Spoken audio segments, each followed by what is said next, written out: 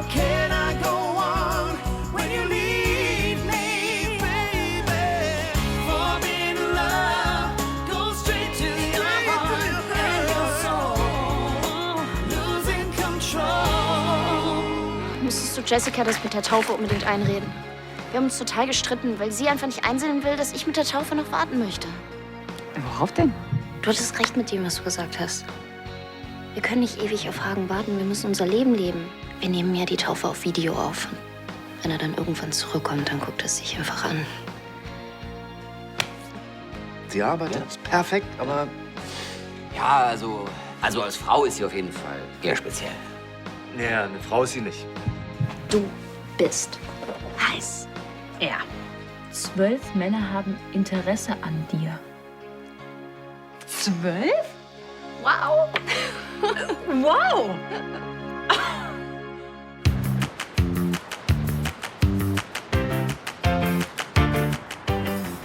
Und was ist mit dem da? Der interessiert sich sogar für Mode.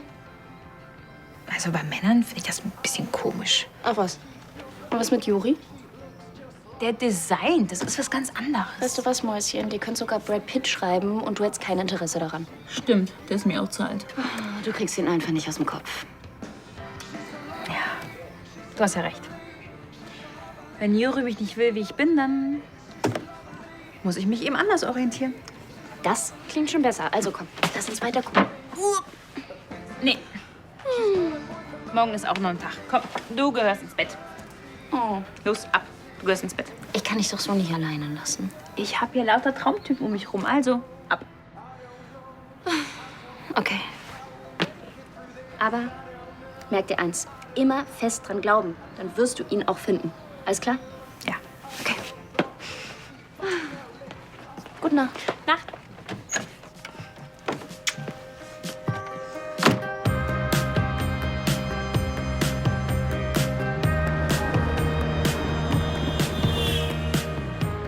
Ein einfaches Halte die Klappe hätte vielleicht auch gereicht. Übersprungshandlung?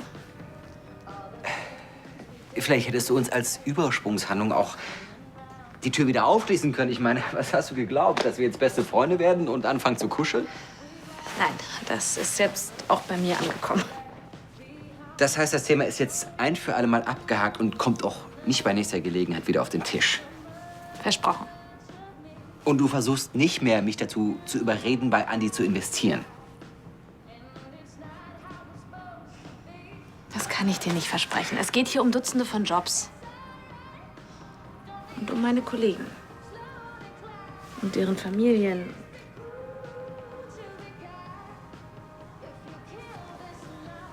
Also bevor das Ganze hier noch ausartet, widmen wir uns lieber den schönen Dingen im Leben.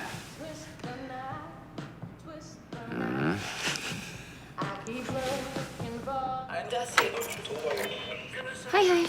Hey, hey. Hey, Mama 2. Schläft Max? Ja, endlich. Ich habe ihn zu dir ins Bett gelegt, weil ich echt mal eine Nacht durchpennen muss. Ich hoffe, das ist okay. Ja, klar.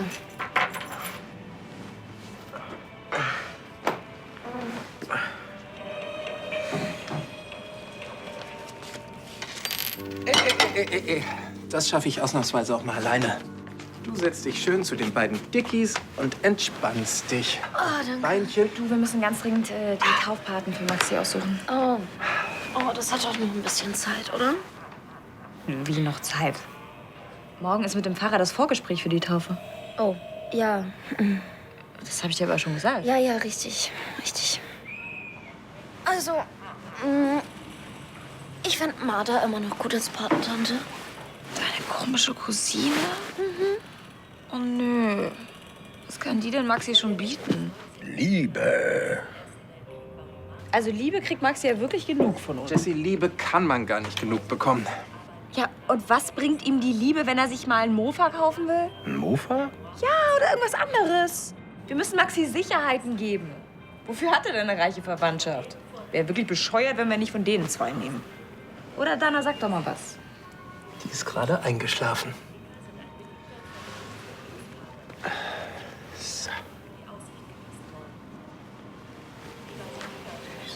Die Kleine.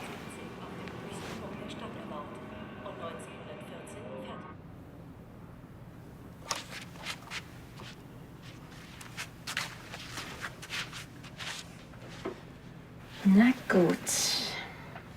Mario 84. Bist du mein Traummann? Hallo Winkeblume 1. Bist du noch wach und hast Lust zu chatten oder bist du müde? Nein, ich bin noch wach. So.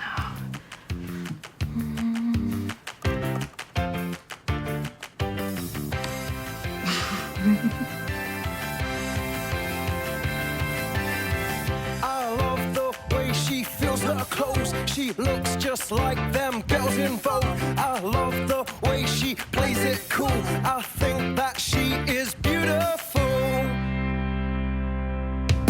She's so lovely, she's so lovely, she's so lovely, she's so lovely, she's so lovely, she's so lovely, she's so lovely. She's pretty.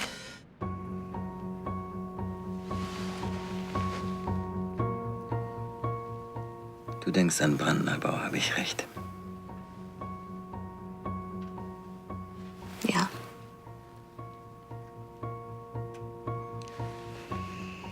Du wirst schon was anderes finden. Ich vielleicht, aber viele andere eben auch nicht.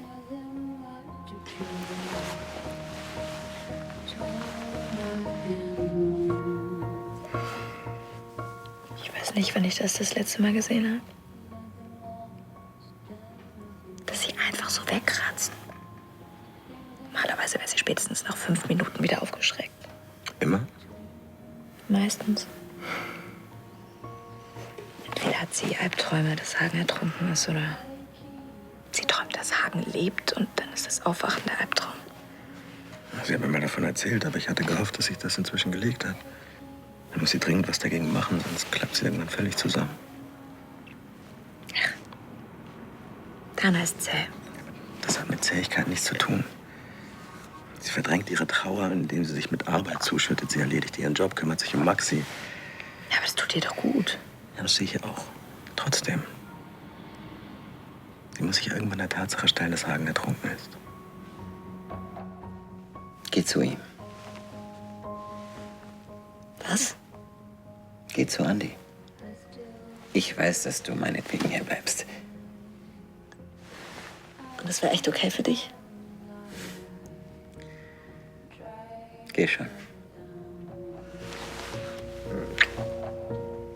Ich beeile mich. Bis gleich.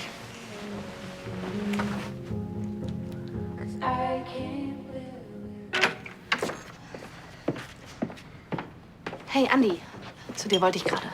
Echt? Ich dachte, du würdest schlafwandeln. Andi, ich hatte noch gar keine Gelegenheit, mich zu entschuldigen wegen der blöden Aktion vorhin. Das war eine dämliche Aktion. Ja, sage ich ja. Und ich weiß, du hast gesagt, ich soll mich nicht einmischen, aber... Naja, du könntest doch mit Tristan reden. Nein, komm, schilder ihm ganz sachlich die Lage. Schwachsinn. Warum? Die Bank gibt dir keinen Kredit mehr. Sag mal, du raffst es nicht, oder? Das mit Tristan und mir, das geht nicht. Weißt du, was ich glaube? Du musst dir endlich mal klar werden, ob du für Brandneubau kämpfen willst oder nicht. Was denn für eine Frage? Ach ja? Dann tu auch mal alles dafür. Ich habe Arno Brandner nie kennengelernt, aber nach dem, was du und Charlie mir über ihn erzählt hast, er hätte dafür gekämpft. Arno hätte auch kein Geld von Tristan angenommen. Der war nämlich noch viel sturer als ich. Das glaube ich nicht. Denn das hier ist Kindergarten, okay? Und selbst wenn, mach's besser.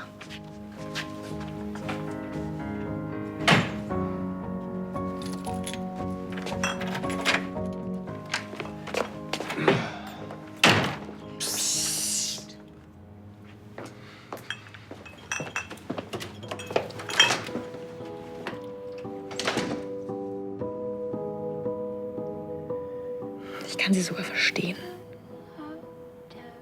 Dana und Hagen haben so viel zusammen erlebt. Unter anderem wegen dem Ausrutscher mit mir. Aber die beiden haben immer die Kurve gekriegt.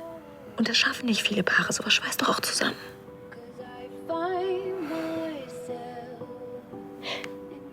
Und was ist, wenn sie doch Fortschritte macht? Ich meine, vor ein paar Tagen, da ist sie ausgerastet, weil ich die Taufe wegen Hagen nicht verschieben wollte. Und jetzt akzeptiert sie es. Ja, das habe ich mitbekommen. Es ist mit Sicherheit ein Schritt in die richtige Richtung. Aber du hast sie ganz schön überrannt. Das stimmt doch gar nicht. Gut, vielleicht ein bisschen.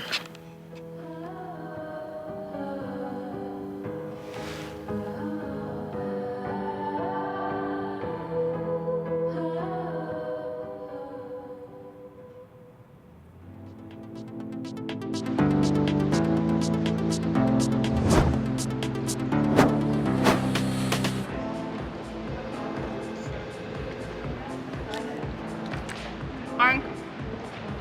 Oink, oink. Das ist ein Ding. Kim? Ja. Aber kreativ ist sie. Das muss man ihr lassen. Ich meine, ich verstehe ja, dass sie sauer ist, aber ich finde, das geht zu weit. Mir egal.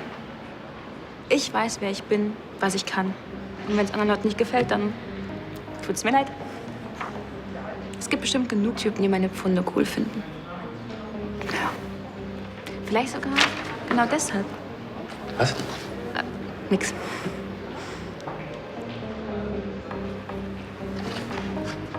Vielleicht sogar genau deshalb.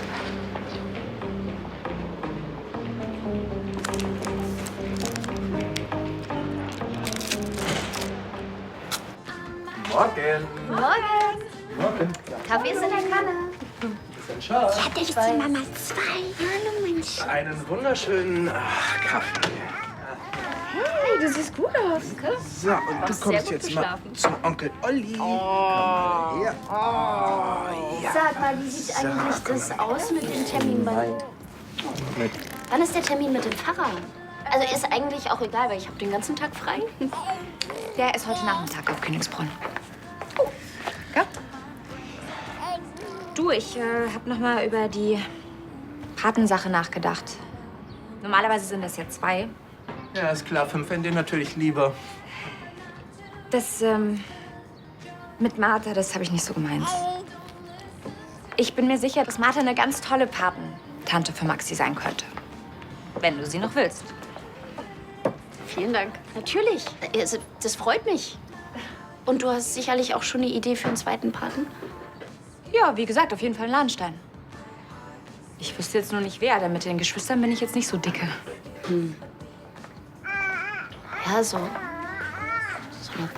Wahl zum Paten ist ja auch Vertrauenssache. Also, wie wär's denn mit Elisabeth? Nein. Also, sorry, ich bin Elisabeth ja dankbar für ihre Hilfe. Aber wenn sie jetzt auch noch Patentante wird, dann mischt sie sich noch mehr in alles ein. Jessica. Ja, dann lieber doch Geschwister. Wie wär's mit Rebecca? Ja, dann könnte ich Maxi auch mal mit zur Arbeit nehmen. Oder Sebastian. Jetzt, wo Ansgar im Koma liegt, ist er ja der Oberchef. Oder Tristan, der ist so schön verschwenderisch. Na, Tristan, schon klar. Ja. Olli, das ist eine ernsthafte Angelegenheit, ne, Berner? Also, wir werden schon den richtigen finden. Und zwar zusammen. Zusammen.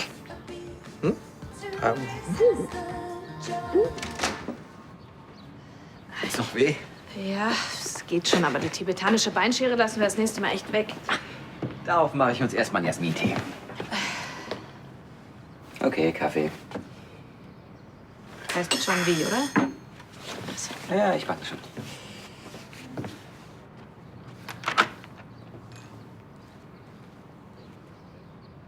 Hi, Andi. Hi, Bella. Ich wollte mal zu Tristan. Der Tag hatte so schon angefangen. Zu mir? Ja, ich habe da eine interessante Geschäftsidee. Eine wirklich lukrative Idee. Kein Interesse. Vielleicht ja doch. Ich habe die Unterlagen dabei. Wie du weißt, auf Rantnerbau ist Verlass. Ohne uns würde es deinen No Limits nicht geben. Ohne Arno Brandner würde es das No Limits nicht geben. Ein sehr fähiger Mann. Dass er dich zu seinem Nachfolger gemacht hat, ist eigentlich kaum zu glauben. Wahrscheinlich war seine Alzheimer-Krankheit schon fortgeschritten, als wir alle dachten. Du kleines, mieses, arrogantes... Weißt du was? Behalt deine Scheißkohle. Ich will sie überhaupt gar nicht. Gut. Das habe ich mich auch von dir belabern lassen. Ich habe genau gewusst, dass das eine bescheuerte Idee war. Ja, sag ich doch. Eine ziemlich bescheuerte Idee. Kaffee?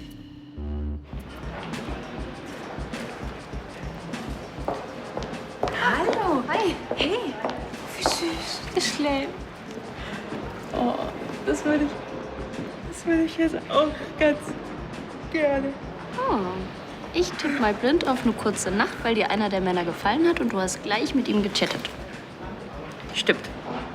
Aha. Mario 84. Na? Das hat dich umgehauen, oder?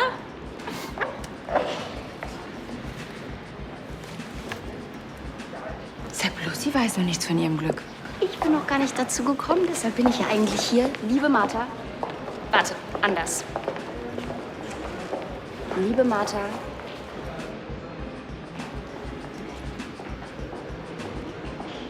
Willst du Maxis Patentante werden?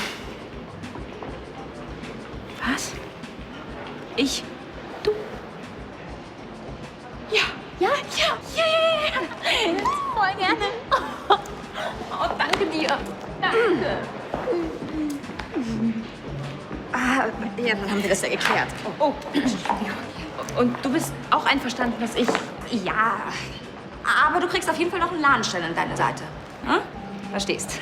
Du bist eher für die kleineren Geschenke zuständig, wie ein Zoobesuch oder so. Hör nicht auf sie, sie meint es nicht so.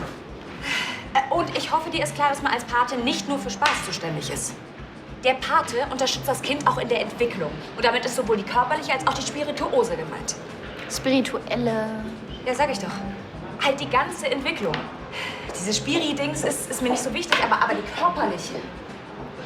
Ich sag dir, Martha, ich lass nicht zu, dass du meinen Maxi ständig vollstopfst. Okay, ich habe es verstanden. Gut. Haben wir es jetzt? So, jetzt will ich alles von deinem Mario 84 wissen. Du hast einen Typen? Ja. Na, dann mal los. Wir sind jetzt eine Familie, da gibt's keine Geheimnisse.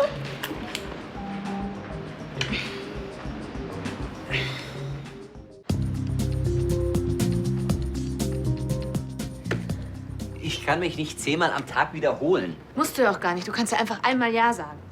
Sehr witzig. Ich meine das wirklich nur mäßig komisch. Nenn mir doch mal bitte einen vernünftigen Grund, warum du dein gewonnenes Geld aus Monte Carlo nicht einfach in Brandnerbau investierst. Nein. Was heißt denn jetzt hier Nein?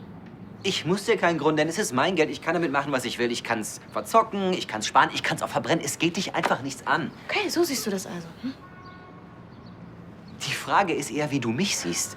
Bin ich hier dein Goldesel? Warum habe ich deiner Meinung nach die Verpflichtung, deinem Freund Andi zu helfen? Bisher hatte ich eigentlich immer das Gefühl, dass du mich trotz meines Geldes magst, weil dieser ganze Luxus, sich einfach so alles leisten zu können, ist ja schon ziemlich ekelhaft. Es sei denn natürlich, es passt ja gerade in den Kram. Dann würdest du wahrscheinlich am liebsten mein gesamtes Vermögen beschlagnahmen und aufteilen. Jetzt spinn hier nicht rum.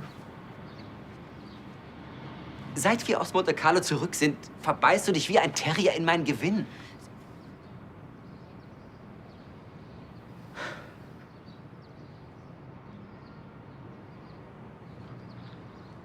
Du sagst doch immer, dass du in geschäftlichen Dingen so weit über Andi stehst.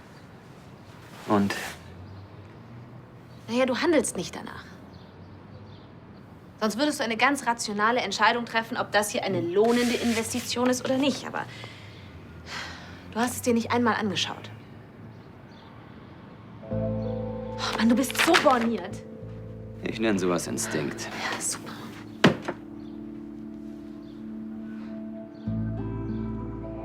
Okay, weißt du was? Ich gucke es mir an. Heute.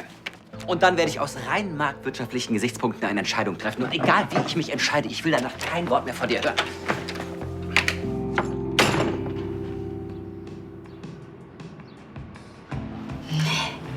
Wie hast du es denn geschafft, so eine Sahneschnitte abzugreifen? Er hat mich angeschrieben.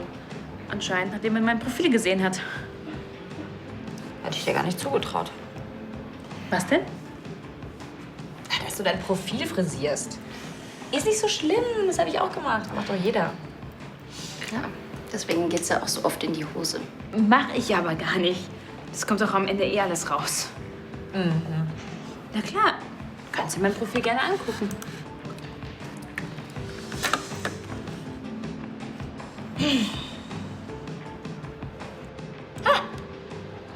Ich wusste's doch. Was? Na, dein Gewicht. Also, das kann ja wohl nicht so ganz stimmen. Ups. Das muss ein Zahlendreher sein. Was soll's, hat doch funktioniert. Nee, ich korrigiere das. Ey, das würde ich mir gut überlegen und dann willst du den Typen gleich wieder verjagen.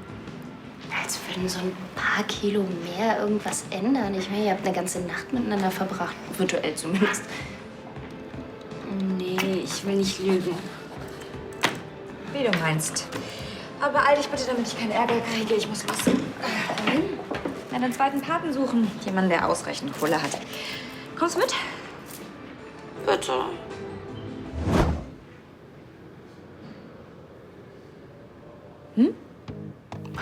Maximilians Pate? Ich.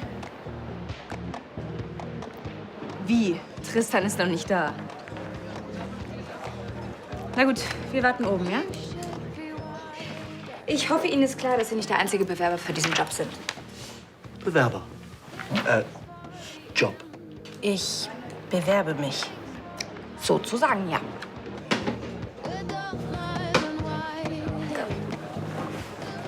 Als erstes muss ich natürlich wissen, wie hoch Ihr Jahreseinkommen ist. Natürlich. Was hat jetzt mein Gehalt mit der Entscheidung zu tun, ob ich Patentante werde? Na, das ist ja wohl total logisch. Nein. Wie soll ich jemand mein Kind anvertrauen, der noch nicht mal das Geld hat, ihm alle seine Wünsche zu erfüllen?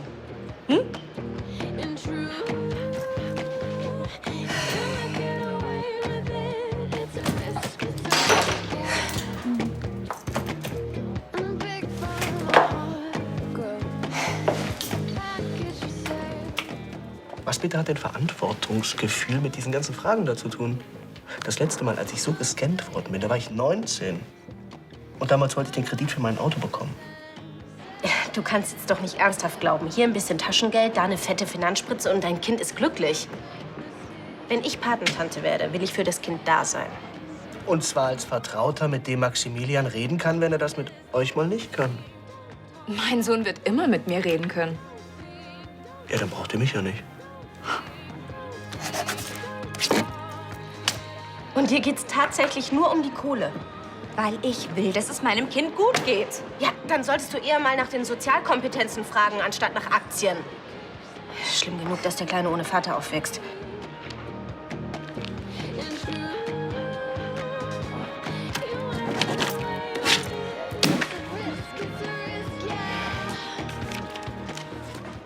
Sag mal, hast du mal auf die Uhr geschaut?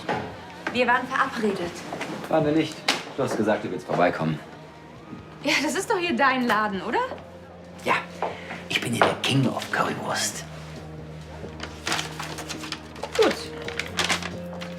Kommen wir zur ersten Frage. Wie hoch ist Ihr Jahreseinkommen? Die erste Frage wäre, willst du Patenonkel von Maximilian werden? Das ist ja wohl selbstverständlich, oder?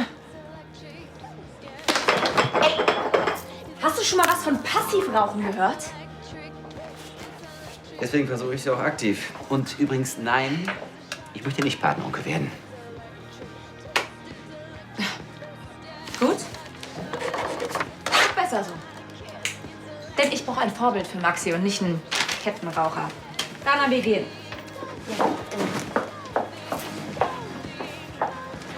Tschüss. Adieu. Dann nur eine Party. Nein, 2. Nehmen doch Elisabeth. Wo sie sich in alles einnimmt? Ich will nichts hören.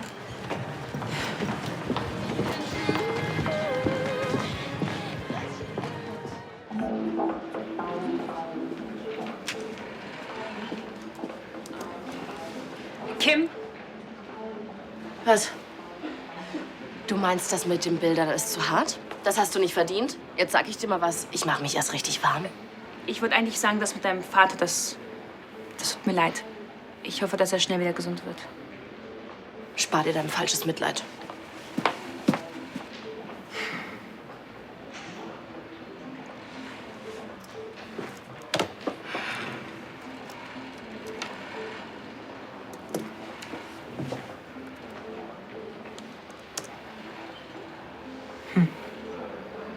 Immer nix. Naja, wahrscheinlich muss er auch arbeiten. Wohl.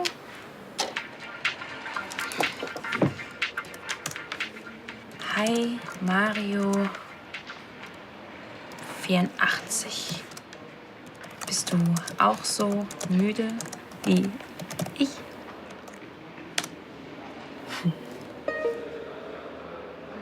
Schon?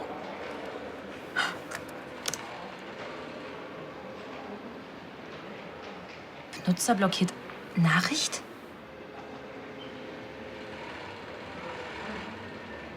Der hat mich gelöscht.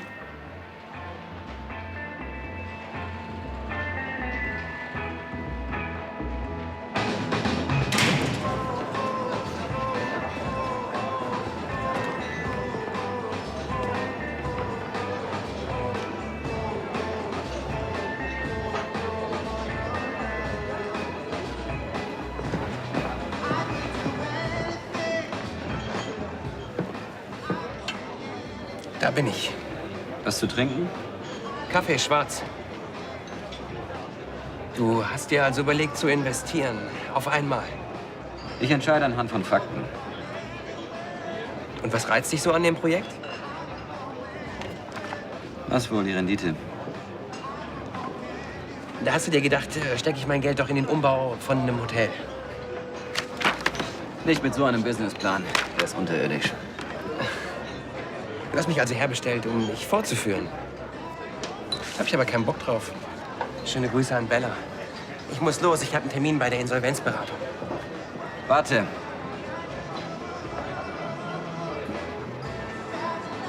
Wenn wir den Plan noch mal ordentlich überarbeiten, dann könnte was drin sein.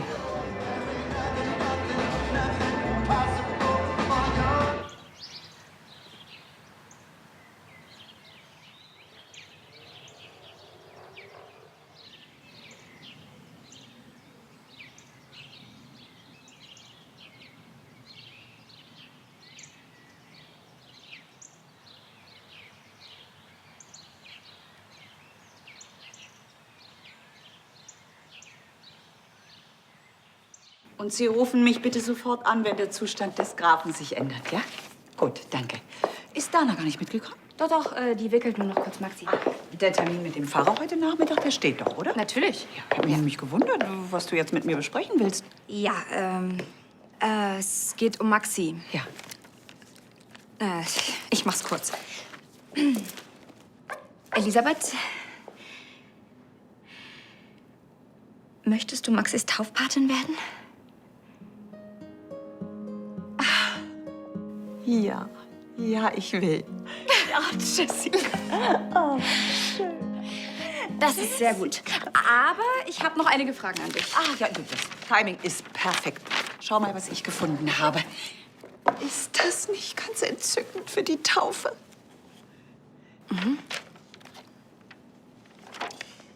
Und plötzlich weißt du, es ist Zeit, etwas Neues zu beginnen und dem Zauber des Anfangs zu vertrauen, Meister Eckhart. Guck mal, gefällt es dir? Ja, schon. Woher hast du das ganze Zeug? Das ist von Hagen. Das ist Hagens Taufspruch, Hagens Taufkleid und das ist Hagens Taufkerze. Vergiss es. Dana geht's im Moment gerade richtig gut. Sie hat seit langem das erste Mal wieder ohne Albträume durchgeschlafen. Sie freut sich auf die Taufe und sie hat bestimmt seit 2 Stunden nicht mehr von Hagen geredet. Weißt du, was passiert, wenn wir sie jetzt mit diesen ganzen Erinnerungen an Hagen zuballern? Dana fällt in das nächstbeste megatiefe Depri-Loch. Das will ich nicht. Elisabeth, das willst du doch auch nicht. Nein, natürlich nicht. Das will ich nicht. Ich wünschte so sehr, sie könnte Hagens Tod endlich akzeptieren. Dann wäre es auch leichter für sie, diesen Verlust zu verkraften. Ich weiß. Solange sie das nicht kann, ist das hier wirklich keine gute Idee. So. Es ist alles entsorgt. Und Maxi riecht wieder nach Rosenöl. Was ist los? Willst du nicht seine Patin werden? Doch, natürlich. Cool. Trotz Jessys knallhartem Fragenkatalog. Du musst hier noch eine Versicherung einkalkulieren, damit das Ganze einen doppelten Boden hat. Aber dann wird's noch teurer. Und sicherer. Du willst doch wissen, was unterm Strich rauskommt. Was kommt unterm Strich raus? Genug. Für dich und für mich. Echt, ja? Der Auftrag ist lukrativ. Kaum zu glauben, dass du den an Land gezogen hast. Du kannst es einfach nicht lassen, oder? Du kennst meine Vorbehalte gegen dich. Das war gerade ein Kompliment. Gut, dass du das sagst. Was willst du? Ich bin bereit, dir mit meinem Geld unter die Arme zu greifen, damit sich Brandner Bau für das Projekt bewerben können. Ja, die Frage ist nur, was willst du? 13% der Rendite. Du willst vor Bella als der edle Retter dastehen, der ihren Prolo-Freund vor dem Untergang bewahrt hat. Das ist ein schöner Nebeneffekt. Aus irgendeinem Grund glaubt Bella, dass ich ihren guten Kumpel mit durchfüttern muss. Und da ich mir weitaus Spannenderes mit ihr vorstellen kann, als über dich zu reden, tue ich ihr den Gefallen und helfe dir.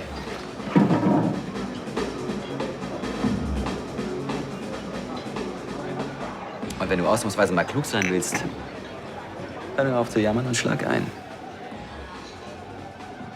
Denk an die ganzen Arbeitsplätze. auch Bellas.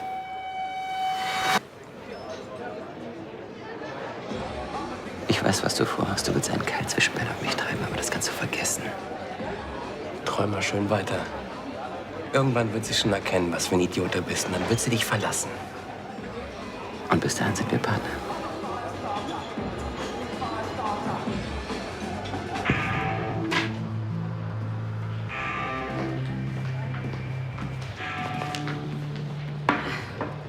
Dieses Bild ist so toll, damit pflastere ich jetzt alles voll. Hör auf damit. Warum? Du hörst doch auch nicht auf, fettes Zeug in dich reinzustopfen. Wahrscheinlich bist du irgendwann dicker als meine Vorlage. Oh. Habe ich dich jetzt verletzt? Prima. Hör auf damit. Ich weiß, du bist total durch den Wind wegen deinem Vater. Und ich habe dir auch schon 1000-mal gesagt, dass es mir mit Emilio leid tut. Und ich kann dir gerne noch mal sagen, ich will nichts von ihm. Und deshalb schmeißt du dich bei jeder Gelegenheit an ihn ran? Wahrscheinlich ist er der Einzige, der dich überhaupt ranlässt. Es muss so scheiße sein, wenn man so ist wie du. Bitte, hör auf. Du hast meine Ehe zerstört und jetzt bist du das Opfer? Warum verschwindest du nicht einfach wieder in deinen Kaff zu deiner Schweineherde?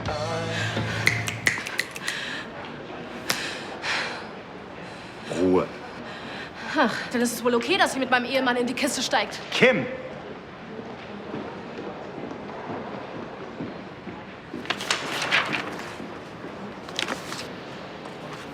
Das ist Mobbing. Und? Ich bin die Tochter vom Chef. Ich bin hier Creative Director. Du tust, was ich sage. Weg damit.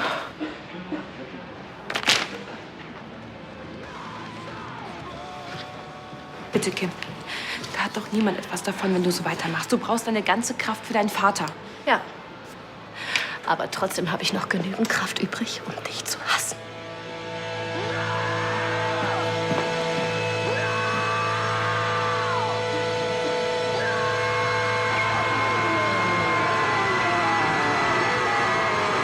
Zu hören, dass ein geliebter Mensch vermisst wird. In Ihrem Fall sind es ja sogar 2 geliebte Menschen. Das ist wirklich eine schwere Prüfung. Ja, das ist es. Bitte, nehmen Sie doch Platz, Herr Pack. Ja, wo war ich stehen geblieben? Jedenfalls ist es mir ein Bedürfnis, Ihnen mit der Taufe des kleinen Maximilian einen Lichtblick bescheren zu können. Die letzten Wochen waren wirklich nicht leicht für Sie. Wir setzen mit der Taufe ein Zeichen der Hoffnung für den Beginn eines neuen Lebens. Oh, das haben Sie sehr schön ausgedrückt. Ich schlage vor, wir gehen dann in medias res. In medias wo? Ich dachte, wir feiern hier. Es tut mir leid, wenn ich unhöflich erscheine, aber mit wem habe ich das Vergnügen? Das ist Frau Stehl, die Mutter des kleinen Maximilian. Ach, dann muss mir das entgangen sein. Ich habe gedacht, Sie sind die Ehegattin von Hagen von Lahnstein. Das bin ich auch. Ja, aber ja, heißt das dann, dass... Ja, das heißt, es heißt, dass mein Enkel Maximilian unehelich geboren ist. Es ist aber nicht so, wie Sie jetzt denken. Also, das mit Hagen und mir, das war nur ein kleiner Ausrutscher. Ach so, ist das also Mein Mann und ich hatten damals Probleme. offensichtlich. Aber das haben wir geklärt. Auch schon vor der Geburt von Max. Dennoch, ich bin mir nicht sicher, ob ich in diesem heiklen Fall das heilige Sakrament der Taufe spenden kann. Ich weiß ja noch nicht einmal, was der Wunsch des Vaters wäre. Moment mal, Sie wollen Maxi jetzt nicht taufen? Aber der Kleine kann doch überhaupt nichts dafür. Also, Hören Sie, ich weiß, mein Mann war kein großer Kirchgänger. Aber ich bin mir 100%ig sicher, er hätte gewollt, dass Max getauft wird.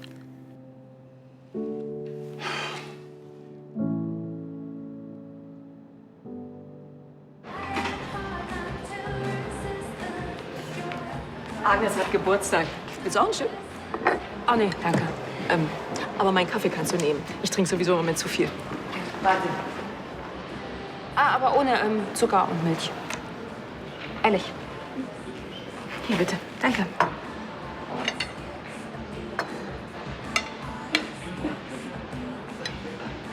Sag mal, weißt du, wo Kim ist? Ich habe heute den ganzen Tag versucht, sie anzurufen, aber es geht immer nur die Mailbox an.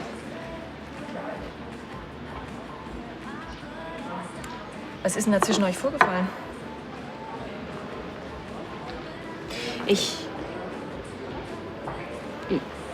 Nichts. Also ich habe gesehen, was sie da kopieren wollte. Na komm, red schon. Sie wollte ein paar Bilder aufhängen in der Firma. Ich an ihrer Stelle würde mich auch hassen. Aber das ist doch einfach keine Art, damit umzugehen. Ich rede nachher mal mit ihr. Die Sache mit Ansgar macht sie völlig fertig.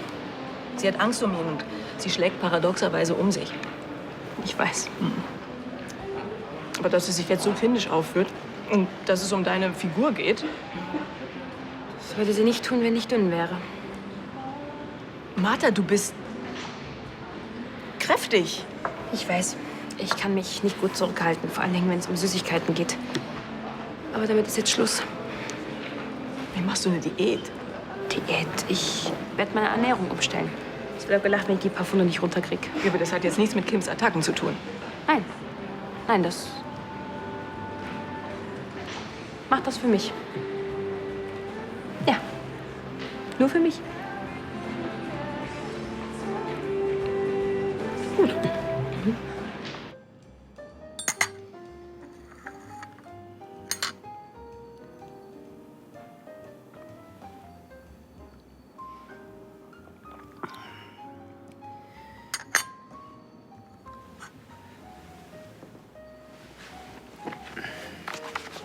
Danke, Justus.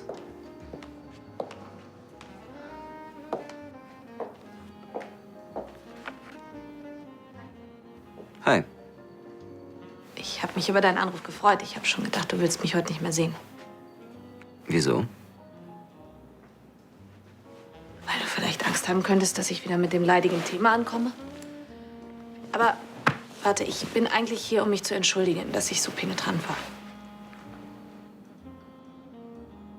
Wirklich, ich will mich deshalb nicht mit dir streiten. Das ist... Ich sehe die Dinge einfach nur mal anders oft als du. Vielleicht ist das naiv, keine Ahnung.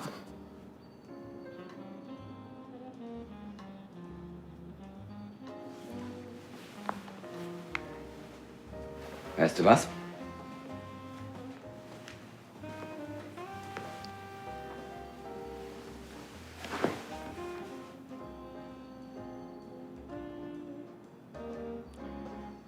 Vielleicht liebe ich dich ja genau dafür.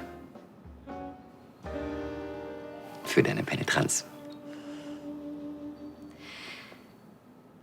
Aber du weißt auch, dass Andi mehr für mich ist als nur ein Chef.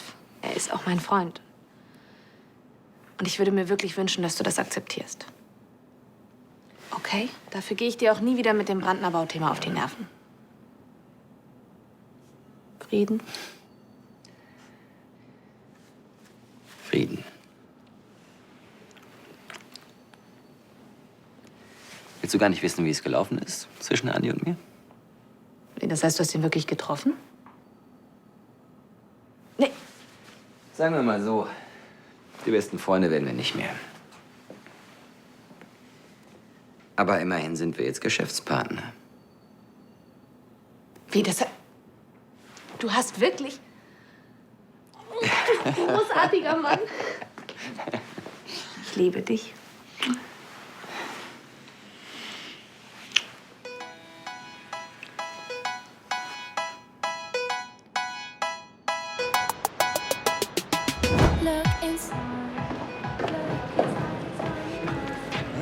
Was ist das denn hier? Komm, wir gehen Pizza essen. Das ist doch nichts hier. Jetzt? Nein, in einem Jahr. Du, ich bleib hier. Schade.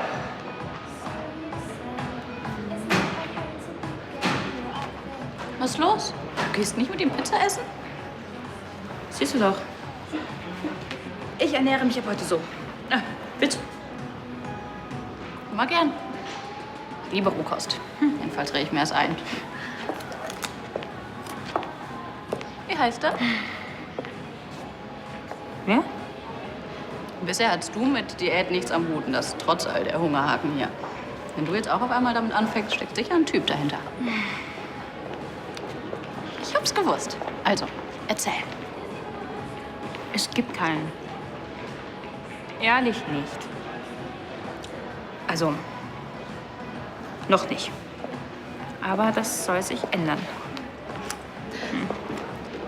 So schwer ist das mit dem Abnehmen gar nicht. Vielleicht am Anfang und abends. Manchmal morgens und zwischendurch auch. Okay, es ist schwer. Aber dafür habe ich das Zeug hier. Das ist super. Banane, Schoko. Kohlrabi? Ist eigentlich egal, was draufsteht. Schmeckt immer gleich mies. Aber danach bist du pappsatt und nimm schneller ab, als du dir vorstellen kannst. Behalt. Danke.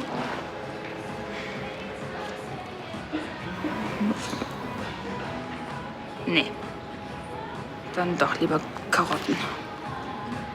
Also Dana konnte den Pfarrer überzeugen, Maxi doch noch zu taufen. Respekt.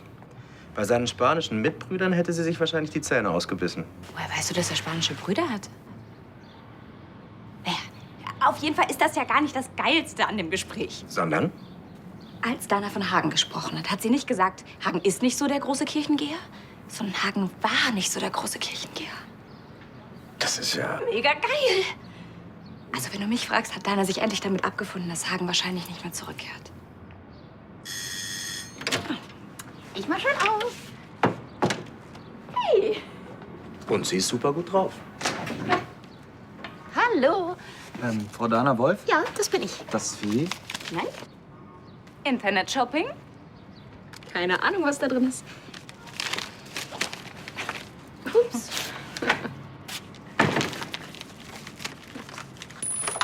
Was ist rausgefallen? Was ist denn das?